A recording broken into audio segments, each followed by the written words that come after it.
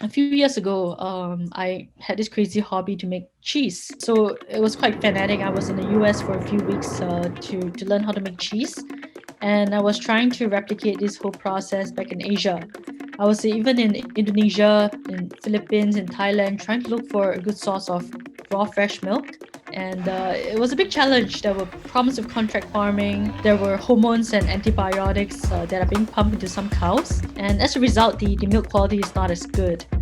So when I came back to Singapore, back then I was still working for Google, and that was when I met my co-founder Max, and he shared about different companies like Memphis and Blue Nalu using cells to make meat and seafood.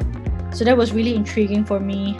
We started chatting about using similar methods to make milk, and the moment came for me to realize that this was plausible was when most of the scientists didn't say I was crazy. Most of the scientists said either I had thought of that, I just never executed on it, or it's not crazy, it is possible.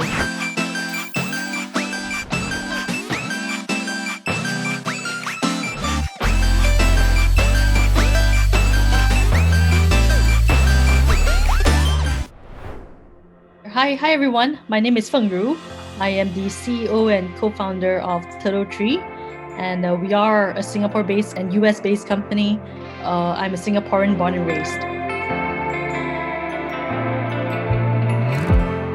So a typical day back in Singapore is really waking up and doing a bit of exercise. So I work out with a gym called F45, and then I would go back home, take a shower, and go to your office and start work with the team. In the evenings is usually when I respond to my emails and also have dinner with friends and family. In the weekends, I like to cycle around Singapore as a hobby. So we will be releasing the product in Q3 this year. We are a very B2B focused company. So we'll be working with a lot of our partners and our customers on product development. The impact that I would like for Turtle Tree to have is to become the gold standard for sustainable food technology when it comes to milk production. So the milk that we produce can be in powder. A lot of people might not know, but 90% of milk is just water.